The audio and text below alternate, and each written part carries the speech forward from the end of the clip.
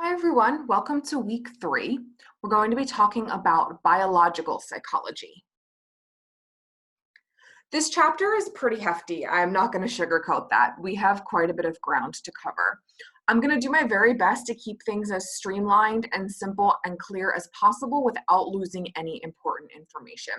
This is an intro class. I don't expect any of you to leave with a super in-depth understanding of each component of the brain, but I do want you to get a basic understanding of what's going on and the different parts.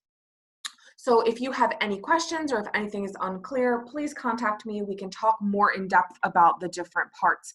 But for now, here we go. We have 5 different sections this week, so let's dive right in. Neuroscience is a very new field. It really only came into prominence within the last couple decades.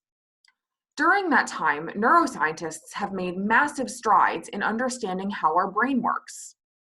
Biological psychology bridges the gap between the nervous system and our behaviors and allows us to span multiple levels of analysis. So remember that ladder we talked about in the first week? Well, biological psychology lets us zoom all the way in and look at human behavior on a cellular level. So our first section for this week is going to be nerve cells and communication within the brain. Let's start with the most basic working units of the brain, neurons. So this here is a neuron. You know, it kind of looks like a scary, angry octopus, but don't worry, we are going to break down each part in the subsequent slides. I really just put this image here for a reference for you to refer back to, so we won't spend too much time here. Let's move forward breaking down the different components. Neurons are nerve cells in the brain that specialize in communication. They're made to transmit information to other nerve cells, muscle, or gland cells. Our brains contain about 85 billion neurons, and there's about 160 trillion connections between them. Neurons have these long tail-like extensions which can help with communication and responding, as well as other more specialized features. So I want to have you take a look at this short video, and by the way, these 2-minute neuroscience videos are a really great resource for all things brain. Welcome to 2-Minute Neuroscience, where I simplistically explain neuroscience topics in 2 minutes or less. In this installment, I will discuss the neuron. This is a brain. Estimates vary, but right now the best guess seems to be that our brains contain around 85 billion neurons. The neuron is a nerve cell, and it's the primary functional unit of the nervous system. This is a generic image of a neuron. Neurons actually come in all shapes and sizes, but this is the prototypical version of a neuron that you'll often see in a textbook. The structures extending from the left side of the neuron that look a little bit like tree branches are called dendrites. Dendrites are the area where neurons receive most of their information. There are receptors on dendrites that are designed to pick up signals from other neurons that come in the form of chemicals called neurotransmitters. Those signals picked up by dendrites cause electrical changes in a neuron that are interpreted in an area called the soma, or the cell body. The soma contains the nucleus, which contains the DNA, or genetic material of the cell. The soma takes all the information from the dendrites and puts it together in an area called the axon hillock. If the signal coming from the dendrites is strong enough, then a signal is sent to the next part of the neuron, which is called the axon. At this point, the signal is called an action potential. The action potential travels down the axon, which is covered with myelin, an insulatory material that helps to prevent the signal from degrading. The last step for the action potential is the axon terminals, also known as synaptic buttons.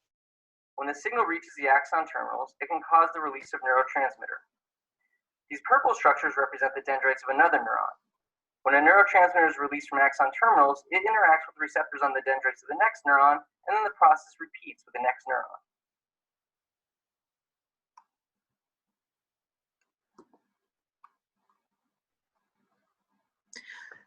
So let's now talk about some of the more specific parts. I think that video gives a good sort of overview, but let's go a little deeper. Inside the neuron, there are many vital parts with different functions. The soma, or cell body, is responsible for building and renewing cell components. It contains the nucleus, which manufactures proteins, so damage to the cell body is fatal for the cell. Then there are the dendrites, which are branch-like extensions which receive information from other neurons. They spread out to listen and pass information to the cell body. The axons are like transmitters. They send out information to other neurons. The synaptic vesicle is a sac containing neurotransmitters that travel the length of the axon up through the axon terminal. The thin, narrow axon creates an area that's easily activated by incoming signals. The synaptic vesicles travel the length of the axon through the axon terminals. And then when they reach the end of their journey at the terminals, what happens is they burst and they release these neurotransmitters, which we'll talk about in a little bit. Those are chemical messengers that neurons use to communicate with one another. When the synaptic vesicles release neurotransmitters, they enter the synapse, which is the space filled with fluid between neurons, and that's where the neurotransmitters travel through. There's also the synaptic cleft, which is a gap into which the neurotransmitters are released from the axon terminal. The gap has small patches of membrane on either side, one on the sending axon and one on the receiving dendrite. And as the neurotransmitters are released from the axon of the cell into the synapse, what happens is that they're quickly picked up by the dendrites of neighboring neurons. Another important feature in the brain are glial cells. Glial cells are part of the nervous system, and they have a variety of different roles. So, for example, they function as the brain's garbage disposal system by clearing away debris and are vital in thought, memory, and the immune system. Now, there's different kinds of glial cells. One of the most common are called astrocytes. These are star-shaped cells which communicate with neurons to increase the accuracy of transmissions and help control blood flow in the brain. Astrocytes are commonly found in the blood-brain barrier. That's a protective layer that functions as a shield against infection, poisons, and other things which can be harmful to the brain. Another type of glial cells is oligodendrocytes, which promote new connections among nerve cells and release chemicals that aid in healing.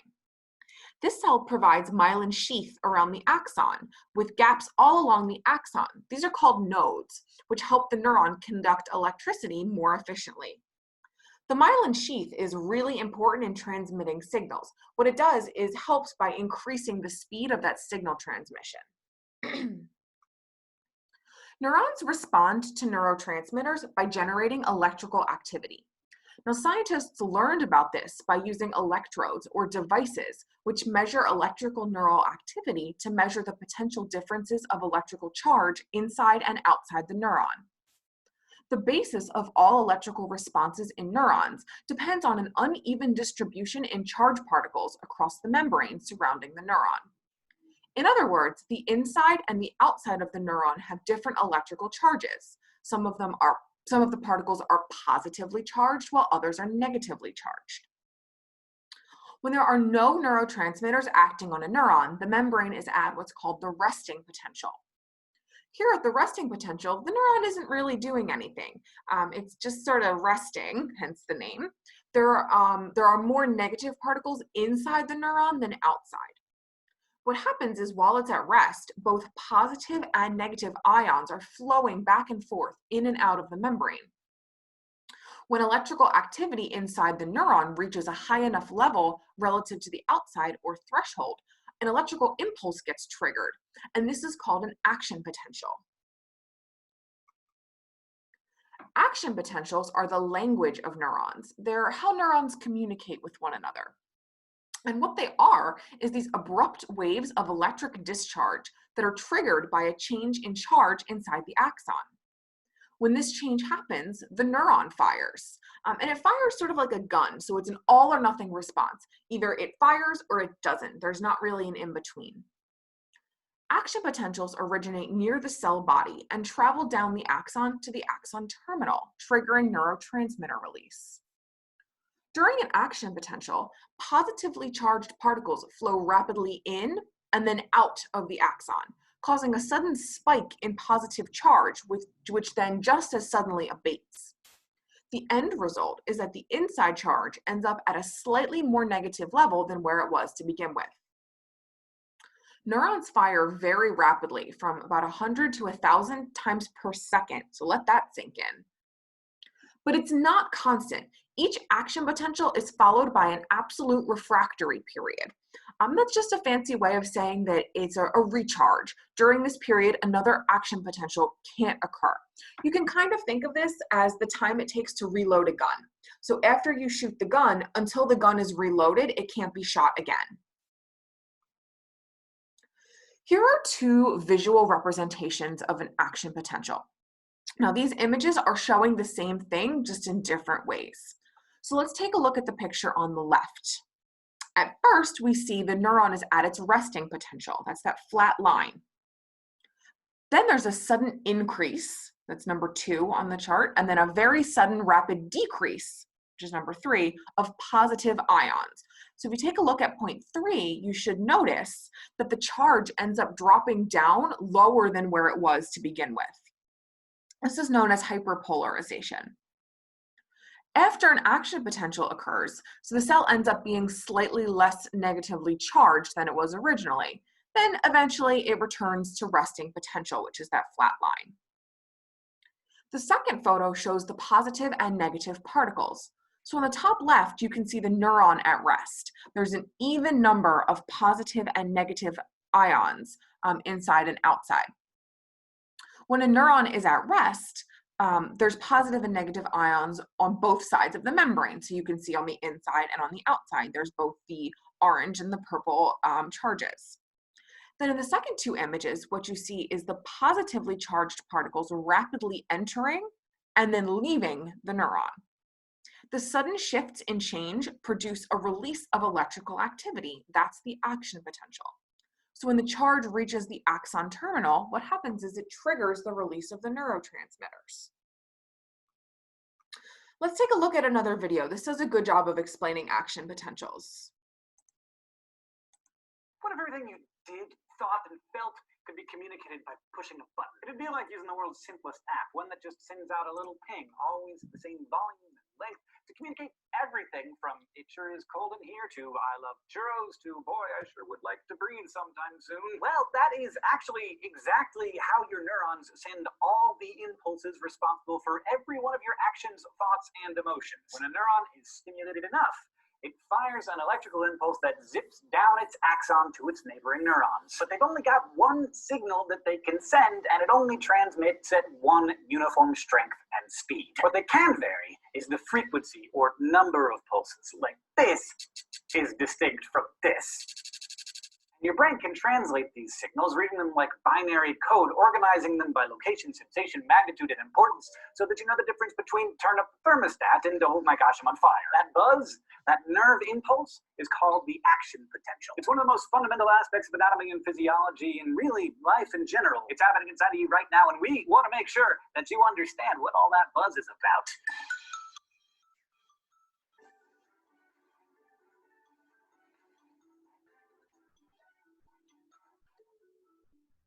Before we delve into how neurons communicate, we've got to first understand a little bit of our old friend electricity. Basically, think of your body as a sack of batteries. No, I mean, you don't look like a sack of batteries. I'm just saying that your body as a whole is electrically neutral with equal amounts of positive and negative charges floating around, but certain areas are more positively or negatively charged than others. Because opposite charges attract, we need barriers or membranes to keep positive and negative charges separate until we're ready to use the energy that their attraction creates. In other words, we keep them separated to build potential. A battery, just sitting on its own, has both a positive and a negative end, and the potential to release energy. But it doesn't do anything until it's hooked up to a flashlight or a phone or a kid's toy that lets those charges move toward each other, on the way converting electricity into light or sound or children's laughter. In much the same way, each neuron in your body is like its own little battery with its own separated charges. It just needs an event to trigger the action that brings those charges together. If you're thinking that this sounds more like engineering than anatomy, that might not be a bad thing. It might even help to think of your neurons in the same terms an electrician might use. Voltage, for example, is the measure of potential energy generated by separated charges. It's measured in volts, but in the case of your body, we use millivolts because it's a pretty small amount. In a cell, we refer to this difference in charge as the membrane potential. The bigger the difference between the positive and negative areas, the higher the voltage and the larger the potential. And just like there's voltage in your body, there's also current, the flow of electricity from one point to another. The amount of charge in a current is related both to its voltage and its resistance. Resistance is just whatever's getting in the way of the current. Something with a high resistance is an insulator, like plastic, and something with a low resistance is a conductor, metal. Now, when we talk about these concepts in terms of U, we're typically talking about how currents indicate the flow of positively or negatively charged ions across the resistance of your cell's membranes. And again, these membranes separate the charges, so they're what provide the potential to convert the electricity into something useful. Okay, now that we got electricity 101 down, let's see how it works inside your nervous system. A resting neuron is like a battery sitting in that sack that is you.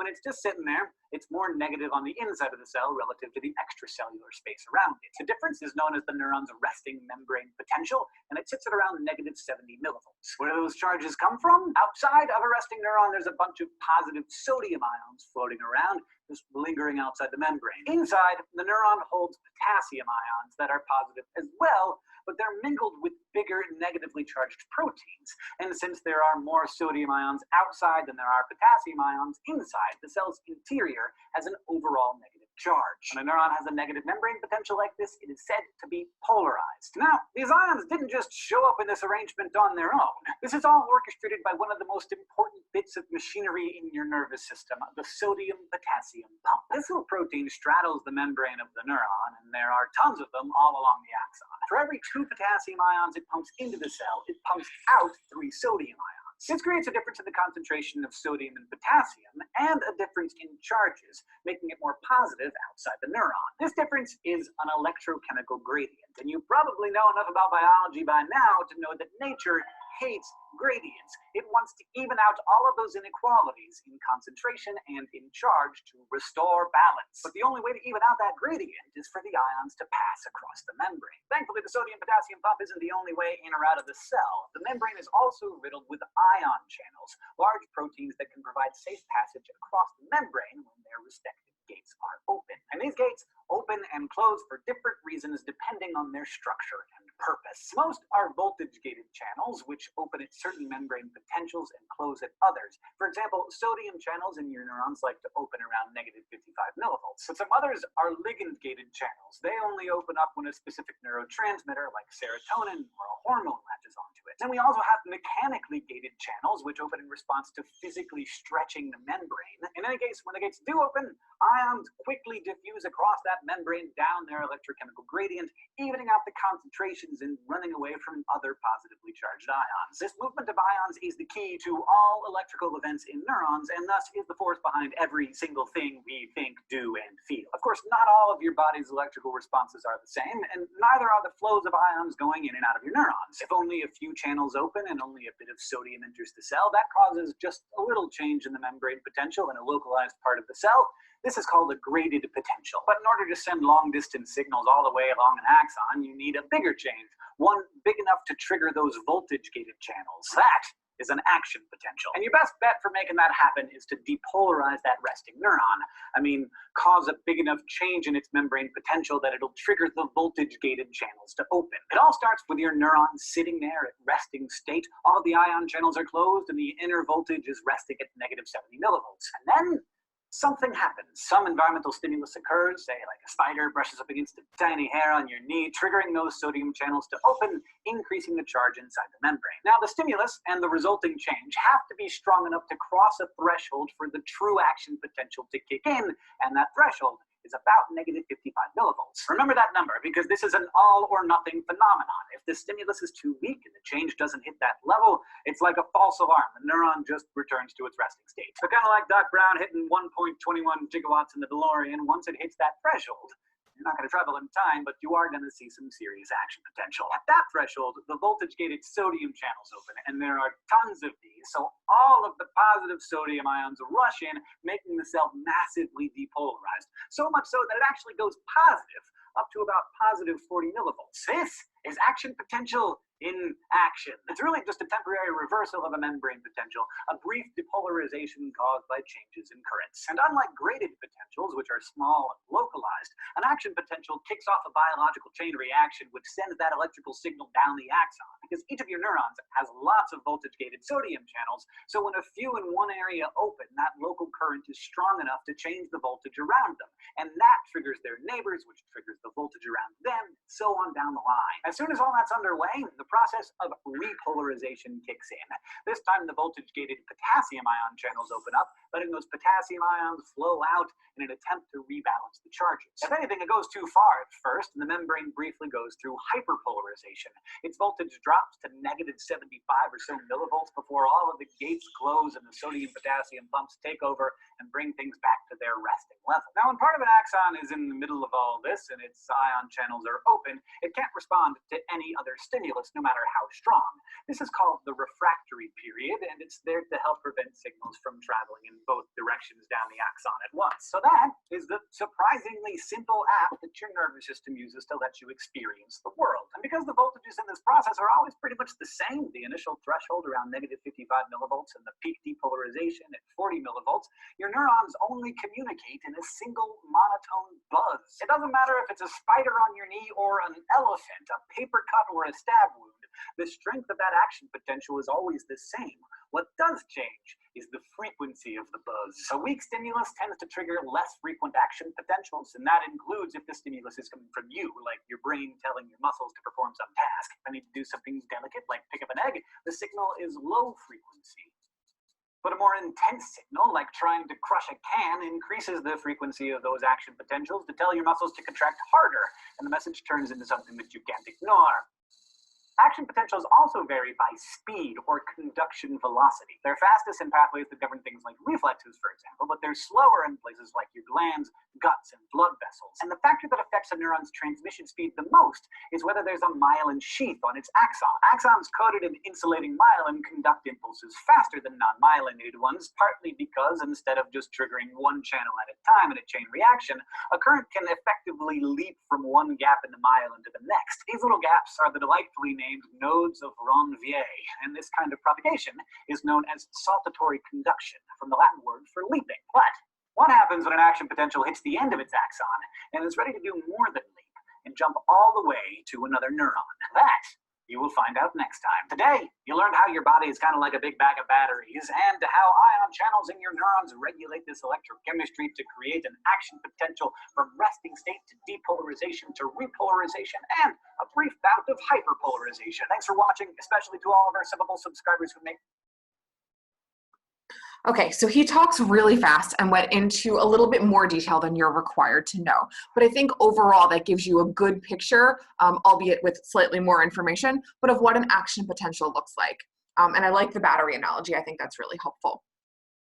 So moving on now, inside neurons, the communication is electrical, but between neurons, it's chemical via neurotransmitters. So after neurotransmitters are released into the synapse, what happens is they bind with receptor sites along the dendrites of nearby neurons. So think about a lock and key. We know that you can only unlock your front door if you have the correct key, right? In the same way, different receptor sites recognize different types of neurotransmitters. So you can think of a neurotransmitter as a key that unlocks only its own type of receptor. Neurotransmissions can be halted by what's called reuptake, when the neurotransmitter goes back into the axon terminal. It's a process where the synaptic vesicle sort of reabsorbs the neurotransmitter. This release and reuptake process is sort of like when you let some liquid out of a straw and then suck it back up into the straw, or reuptake. This release and reuptake process is one of nature's recycling mechanisms.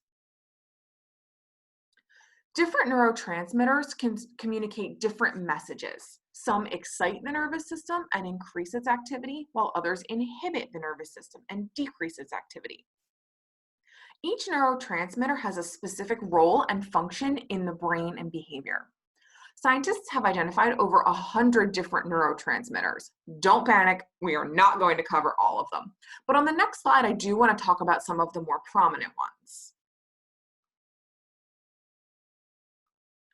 Glutamate and GABA are some of the most common neurotransmitters in the nervous system. Glutamate is excitatory and increases the chances of neural communication, while GABA is inhibitory and has the opposite effect. Glutamate participates in the relay of sensory information and learning, while GABA has been found to play a critical role in things like memory and sleep. Acetylcholine influences arousal, selective attention, sleep, and memory.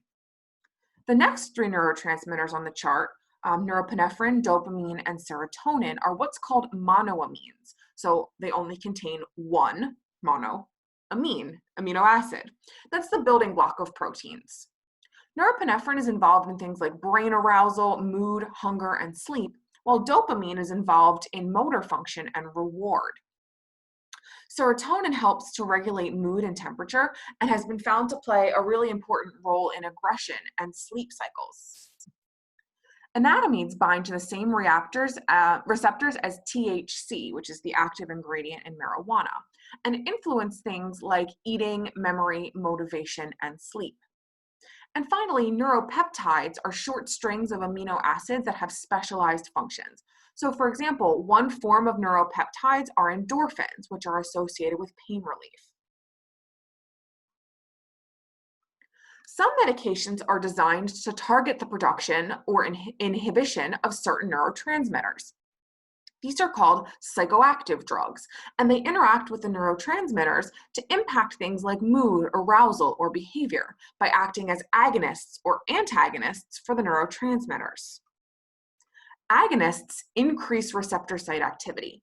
Some common agonists are opiates, tranquilizers, and antidepressants.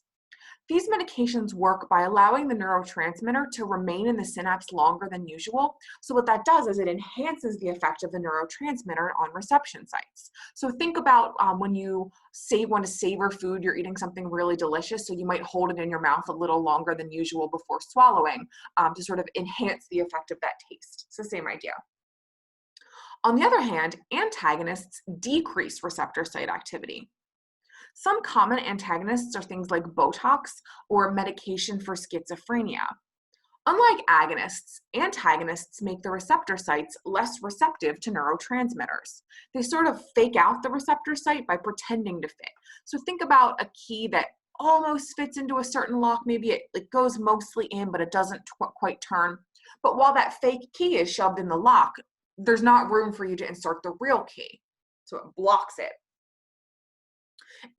It's important to know how psychoactive drugs interact with the neurotransmitter system if you're trying to predict their psychological effect on human behavior. So this is something that psychiatrists and people who prescribe medicine have to pay very close attention to. The nervous system is highly plastic. What this means is that it changes over time. Our brains are typically at their most flexible during early development, but they don't mature fully until early adulthood. So you may have heard that, during adolescence, your brain is still growing and developing. That's very true. And some brain structures mature more rapidly than others. But our brains are still capable of flexibility even in the later years, even if they are not quite as plastic or flexible as they were when we were younger. The network of neurons in our brains changes in four primary ways. So through the growth of new dendrites and axons, through synaptogenesis, which is the formation of new synapses, pruning, which is the death of certain neurons and the retraction of axons to remove connections that are no longer useful.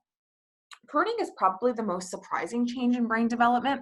During this process, about 70% of neurons die off, but this process is really helpful because it helps to streamline neural organization and enhances communication among brain structures. And myelination is the insulation of axons within a myelin sheath. Learning produces enduring brain changes where synapses show prolonged excitatory responses. This is called long-term potentiation. An enriched environment, such as one where you're given additional obstacles and challenges to overcome, can lead to structural enhancements in dendrites.